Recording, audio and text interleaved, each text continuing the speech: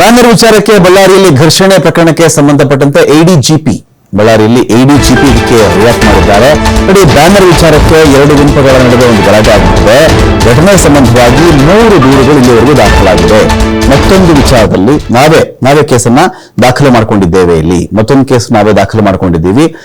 Complaint ಆಯ್ತು ಇಲ್ಲಿ ಅಂತ ಅವರು ಎಡಿಜಿಪಿ ಒಂದ್ ಕಡೆ ಇಲ್ಲಿ ಮಾತಾಡಿದ್ದಾರೆ. ಫೈರಿಂಗ್ ಮಾಡೋದಕ್ಕೆ ಅವಕಾಶ ಕೊಟ್ಟಿದ್ಯಾರು? ಯಾಕೆ ಫೈರಿಂಗ್ ಆಯ್ತು?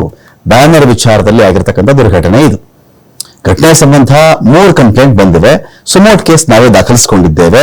5 ಪ್ರೈವೇಟ್ ಗನ್ಗಳನ್ನು ವಶಕ್ಕೆ ಪಡೆಯಲಾಗಿದೆ. ಪೊಲೀಸರು ಕೇವಲ ಟಿಯರ್ ಗನ್ ಮಾತ್ರ ಫೈರ್ ಮಾಡಿದ್ದಾರೆ. ಇಲ್ಲಿ ಬೇರೆ ಮನುಷ್ಯನ ಸಾಯಿಸುವಂತ ಒಂದು ಗುಂಡುಗಳನ್ನ ಪೊಲೀಸರು ಬಳಸಿಯೇ ಇಲ್ಲ. ಇಲ್ಲಿ ಏನು ಬುಲೆಟ್ ನ ಅವಶೇಷ ಸಿಕ್ಕಿದೆಯಲ್ಲ, ಅದನ್ನು ವಶಕ್ಕೆ ಪಡ್ಕೊಂಡು ತನಿಖೆ ಮಾಡ್ತಾ ಇದ್ದೀವಿ ನಾವು ಅಂತ ಹೇಳಿ ಎಡಿಜಿಪಿ ಹಿತೇಂದ್ರ ಬಳ್ಳಾರಿಯಲ್ಲಿ ಹೇಳಿದ್ದಾರೆ.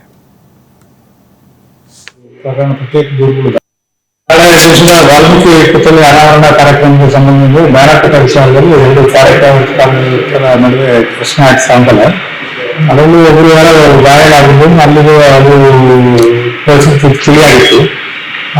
ಇದು ನಡೆದು ಫಸ್ಟ್ ಘಟನೆ ನಡೆದಿದ್ದು 6:30 7 ಗಂಟೆ ಮಧ್ಯೆ.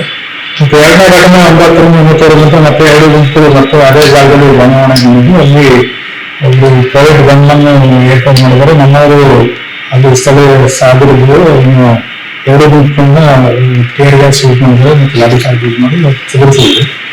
ಅದರಲ್ಲಿ ಘಟನೆ ಒಬ್ಬರು ಆಮೇಲೆ ಮೃತಪಟ್ಟಿದ್ದಾರೆ.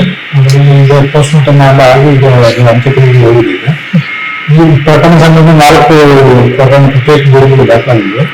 3 ಕಂಪ್ಲೇಂಟ್ ಆಗಿದೆ. ಒಂದು ವಿಷಯ ನಾವು ದಾಖಲಿಸ್ಕೊಂಡಿದ್ವಿ. ಅದರಲ್ಲಿ ಒಂದು ಸತ್ತವರ ಬಗ್ಗೆ ಒಂದು ಕಂಪ್ಲೇಂಟ್ ಬಿಟ್ಟಿದ್ದಾರೆ. ಒಂದು ವಾಲ್ಮೀಕಿ ಬೈದರು ಅಪಮಾನ ಮಾಡ್ಕೊಂಡು ಒಂದು ಕಂಪ್ಲೇಂಟ್ ಆಗಿದೆ. ಇನ್ನೊಂದು ಋತುನಾಥ್ ಕೆಲಸ ಒಂದು ಯಾರು ಎಲ್ಲಿವರೆಗೆ ಅವ್ರ ಬಗ್ಗೆ ಕಂಪ್ಲೇಂಟ್ ಆಗಿದೆ.